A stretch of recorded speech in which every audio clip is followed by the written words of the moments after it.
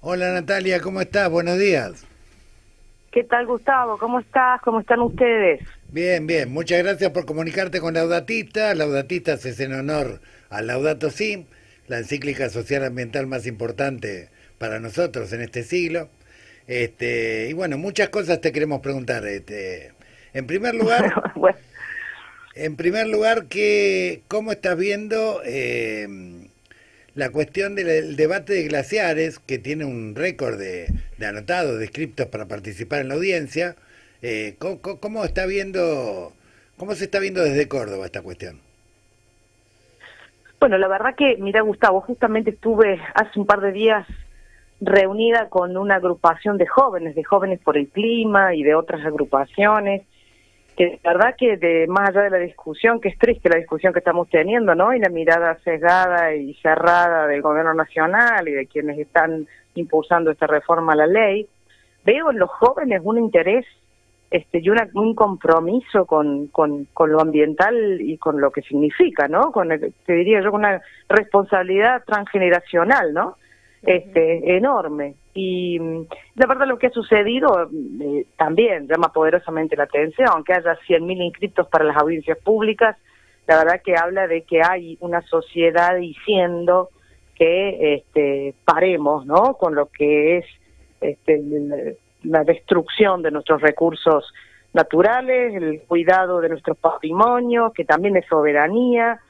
Es decir, me parece que hay una conciencia muy importante. Lamentablemente el gobierno así no lo ve y así no respeta tampoco esta mirada y este pedido de la sociedad. Habrán visto lo que pasó con las audiencias y que lamentablemente se han suspendido y no dejan estar a todos los que están inscritos, que además es un derecho, ¿no? Y van a tratar de buscar de alguna manera poner las voces que están a favor de esta reforma, que la verdad nos va a dejar a todos muy abandonados, ¿no? A nivel ambiental y de recursos y de futuro y de derechos, ¿no? En definitiva creo que es esto, ¿no? El derecho a tener el agua que necesitamos, el derecho a cuidar nuestro ambiente, el derecho a decir lo que queremos. Bueno, no nada muy distinto a lo que el gobierno nacional viene llevando adelante hace 2 años, Gustavo. Natalia, vos fuiste una voz bastante clara respecto a ponerse al disparate de penalizar a los jóvenes adolescentes, en realidad de 14 años, además porque era una ley que no tiene ninguna garantía presupuestaria como para de alguna manera contenerlos. ¿Qué pensás de un parlamento que desde el año 2012 tiene una sanción de la Corte Interamericana por no tipificar el delito de compra y venta de niños, niñas y adolescentes, y por otro lado tan rápidamente se apresura a votar, digamos, mandar a la cárcel a chicos de 14 años? Es lo que te digo, es más de lo mismo. Este gobierno va montado en un paradigma deshumanizante, Gustavo, ¿no? Esto es lo que esto está proponiendo como batalla cultural, esto está proponiendo guiado por lo que ellos creen las encuestas dicen, ¿no? Sin escuchar a los que saben, sin escuchar a los especialistas, sin tener la más mínima misericordia cuando hablamos de la situación de aquellos niños que pueden llegar a caer en la delincuencia, niños, ¿no? Porque hablemos de niños, son un niño, yo tengo hijos y quienes conocemos lo que son los niños y adolescentes de esa edad, estamos hablando de niños, ¿no? Y entonces la opción es meterlos en la cárcel, o por lo menos penalizarlos de manera como si penalizáramos a un adulto. Ellos tienen esta justificación de que va a ser un tratamiento especial. Yo lo que dije y lo que digo, Gustavo, y que creo que coincidimos mucho en esto, el Estado no tiene que llegar a castigar, el Estado tiene que llegar antes, el Estado tiene que llegar a dar Claro. las oportunidades que estos niños y adolescentes necesitan, el Estado tiene que educar, el Estado tiene que dar oportunidades, tiene que generar empleo a sus padres, tiene que tener la salud, brindar la salud adecuada, es decir, eso tiene que hacer el Estado, y contener a esos niños que no han tenido la misma oportunidad que otros, porque, a ver, nadie elige nacer en la pobreza, en la vulnerabilidad, en la marginalidad, nadie lo elige, menos un niño, ¿no? Y si está inmerso en un ambiente de delincuencia o en un ambiente, además sabemos todos lo que significa el avance del narcotráfico también, cuando el Estado se corre, ¿no? Y deja liberado el territorio para que esto pase. Lamentablemente esa ley salió, pero yo creo que hay una sociedad también que está pensando distinto, que está mirando distinto, que se está dando cuenta de que estas no son las soluciones. Y esto no quiere decir, lo digo para aclararlo, Gustavo, que yo no crea ni tenga en cuenta el dolor de las víctimas, ¿no? Porque la realidad también es esa. Pero se supone que uno legisla desde la objetividad más grande, ¿no? No sin tener en cuenta el dolor ajeno, pero podemos hacerlo desde ese lugar, porque bueno, va a ser muy poco objetivo lo que hagamos. Tenemos que pensar en el colectivo de estos niños que han tenido una situación que los ha llevado a esto, ¿no? Porque el Estado se ha retirado. Esta es la realidad y esto es, como título me parece lo más importante. El Estado tiene que llegar antes, ¿no? Con todo lo que implica y con todo lo que corresponde. Bien. Natalia, buen día. Facundo te saluda. Saliendo de los temas... Un gusto. Saliendo de los temas más del día a día, consultarte cómo ves la reorganización del peronismo, sobre todo en la posibilidad de lograr una síntesis que ofrezca al electorado peronista y no peronista una fórmula o una propuesta que sea competitiva de cara, obviamente, a las elecciones ejecutivas del año que viene. Bueno, creo que es un proceso totalmente necesario, es un proceso que vamos a tener que dar, es una discusión que vamos a tener que dar y como decís vos, me parece que el concepto más claro es la síntesis, ¿no? La síntesis. Pero más allá de la síntesis para una oferta electoral, es la síntesis de un programa de gobierno y de un modelo de gobierno, un modelo económico, un modelo social, un modelo político y hasta te diría cuestiones hasta filosóficas claras para poder ofrecerle a la sociedad argentina y sacarla de este lugar, ¿no? Este lugar que aniquila derechos, que esconde al que no produce, ¿no? Entonces, si no sos un ser productivo, no servís para nada. Los jubilados son un ejemplo, los niños son otro ejemplo, ¿no? El individualismo como valor fundamental. Parece que la solidaridad ha dejado de ser un valor para la Argentina. Esto no es verdad, esto no es así. Pero creo que hay que lograr este plan de gobierno y este modelo que realmente interprete lo que la sociedad está pidiendo, ¿no? Que realmente seduzca, en el buen sentido de la palabra, a aquellos que están sin norte, que no saben qué apoyar o qué va a venir, cuál es el postmileísmo. Bueno, hay que lograr esa síntesis, ¿no? Pero hay un tema que me parece a mí también fundamental y que hay que hacerlo con coherencia. Es decir, yo siempre insisto mucho en esto, la coherencia tiene que volver a ser un valor, ¿no? En la política. Sí.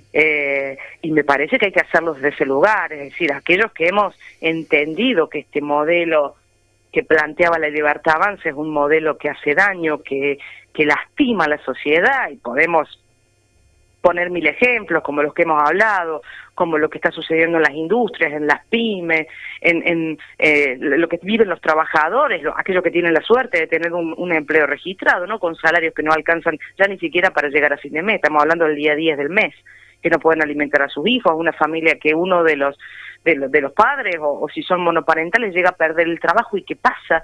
Es decir, cuando uno piensa en esto, habla de un modelo al que yo, en lo personal, dije que no del día 1.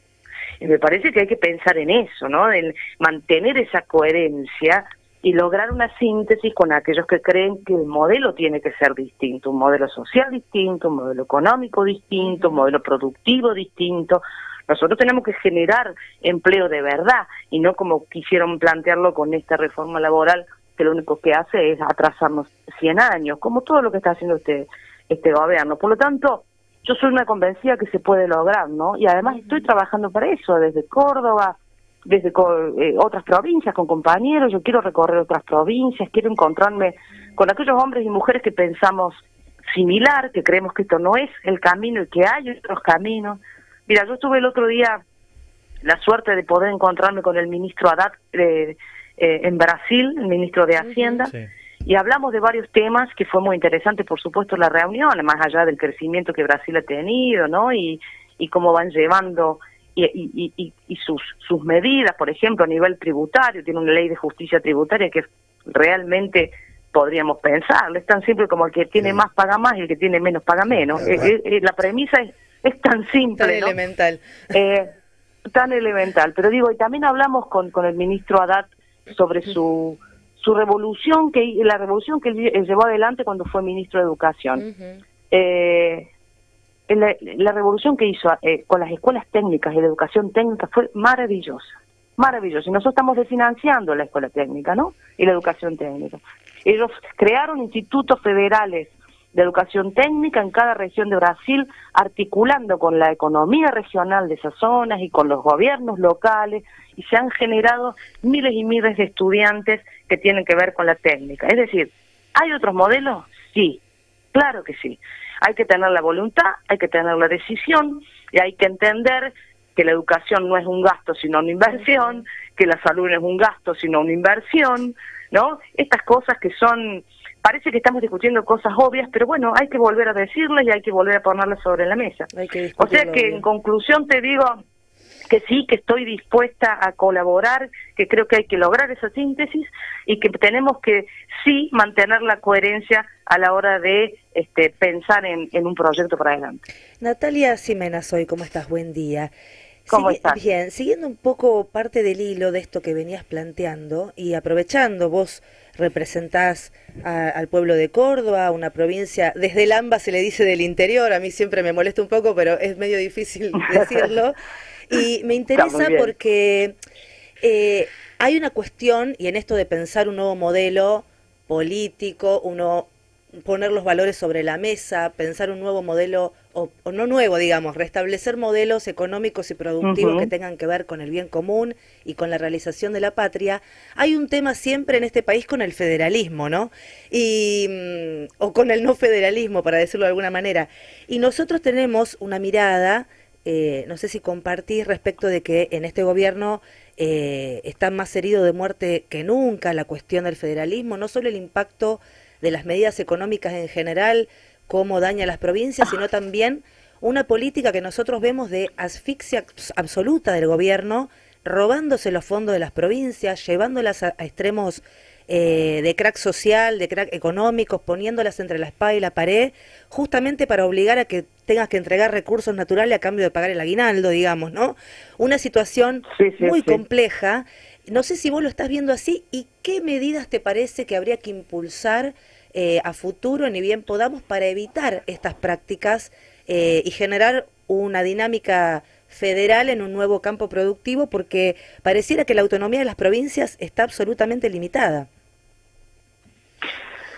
Sí, el daño que ha hecho Milei a las provincias ha sido este que vos estás diciendo, ¿no? De asfixia absoluta. Mira, nosotros en Córdoba, este gobierno, ni bien asumió, eliminó el subsidio del transporte, con lo que eso significa. Hoy aquí en Córdoba se pagan 1.700 pesos un trayecto en colectivo.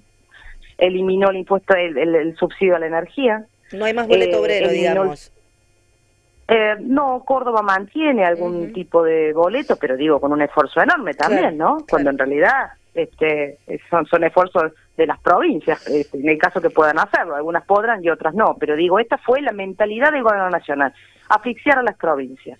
El fondo de incentivo docente, las universidades, son todas cosas para nuestra provincia y para aquellas provincias que sufren estos ajustes terribles, porque es como decís vos, hay un deterioro general de la sociedad, ¿no? Deterioro general. Y esto es lo que de alguna manera yo reprocho también al gobernador de Córdoba. Ustedes sabrán que yo formo parte de Hacemos por Córdoba, que es la fuerza que gobierna Córdoba, y tomé la decisión de ir por fuera de esa fuerza, una fuerza que había creado mi padre, ¿no? Que era mi casa.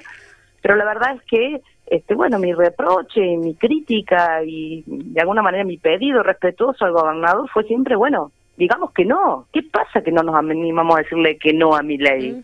¿No? En los votos, en las decisiones, en el Congreso de la Nación. Todas son decisiones que hacen daño a Córdoba y a los argentinos. Esta es la realidad. Creo que hay que...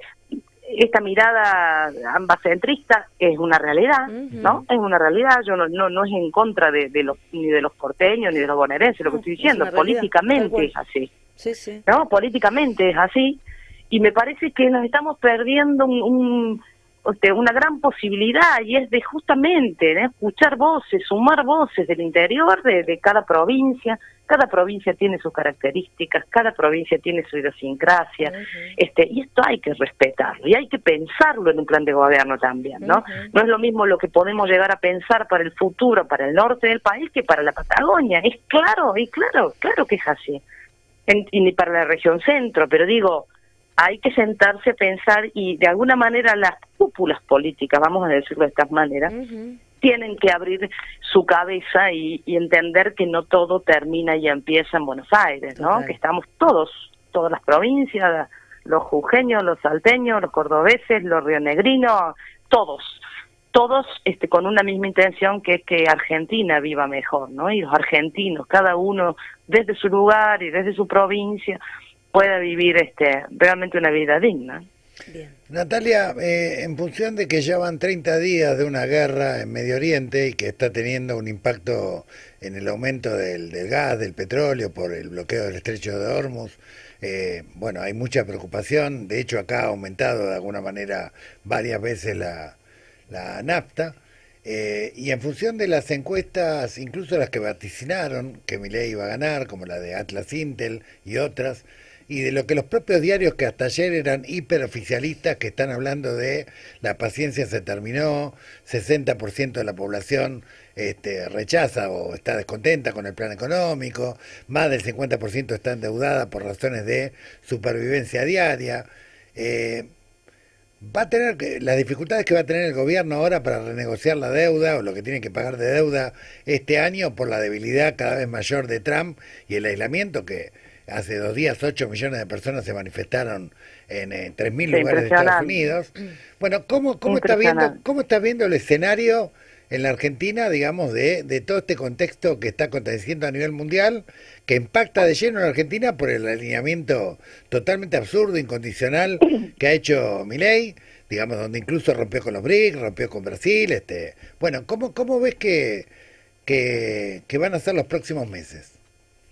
Bueno, la sensación es la misma que ustedes, supongo, de mucha dificultad, de muchísima dificultad, con un escenario internacional que no es beneficioso en este caso para lo que Milei pensaba, para lo que Trump creo que tampoco pensaba. Digamos, esta decisión de alinearse con este eje Estados Unidos-Israel, la verdad es que para nosotros significa meternos en una discusión que no es nuestra, más allá de que, por supuesto, condena absolutamente la violencia, y entendemos todos que esta guerra no tiene ni ton ni son, y que uno siempre buscaría las sendas diplomáticas para resolver los temas, etcétera, etcétera, ¿no? Pero digo, aquí en Argentina va a ser grave lo que va a pasar a nivel económico, ¿no? Yo creo que este apoyo que, entre comillas, tenía o sentía que tenía Milei se va a ir de Trump, se va a ir diluyendo cada vez más, ¿no? Y siento que la gente además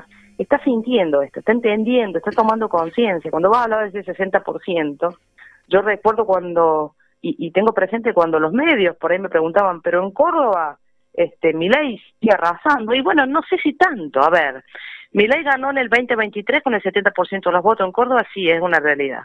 Esta última elección ganó, sí, también, pero con el 45%. ¿Qué quiero decir con esto? Hay un 55, un 60% de los cordobeses que no lo vota más a Milei. ¿Por qué? Por todo esto que está sucediendo, ¿no? Por no tener un norte, por no tener un futuro claro, por no tener marcado un camino que colabore con la vida, con la producción, con el trabajo, con la salud, con la educación. Es decir, hay a quién representar, esto quiero decir. Nosotros tenemos que representar ese 60%, Gustavo. Todo lo que estamos de este lado del mundo, tenemos que representar ese 60%. Por eso me parece que lo que viene no es bueno, y no me gusta decirlo, pero creo que van a venir tiempos muy difíciles, y me parece que tenemos la responsabilidad de estar a la altura. Y ahí sí pido a toda la dirigencia, ¿no?, del peronismo, de los sectores afines, y que podamos coincidir en muchas cosas, tener la gran generosidad que por ahí a la política le falta, ¿no? La gran generosidad, y dejar nuestras miserias de lado y pensar en un proyecto en serio para la reconstrucción de la Argentina del año que viene. Eso era justamente lo último que te quería preguntar. En función del escenario que se está percibiendo, ¿Hay esfuerzos reales para tratar de reconstruir algo parecido a lo que fue el diálogo argentino en un momento de crisis similar, digamos que se atravesó hace 25 años, que en su momento Bergoglio, el peronismo, el radicalismo, las pymes, la UIA, bueno, un montón de sectores de alguna manera trataron de generar una red de contención en un momento de desastre social?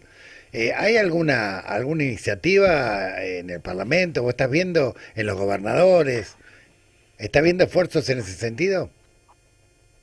Yo veo esfuerzos individuales, pero que pueden llegar a ser, se pueden terminar conformando en un gran... Yo tengo fe, Gustavo. Si yo pensara que esto no es posible, no estaría en esta tarea, ¿no?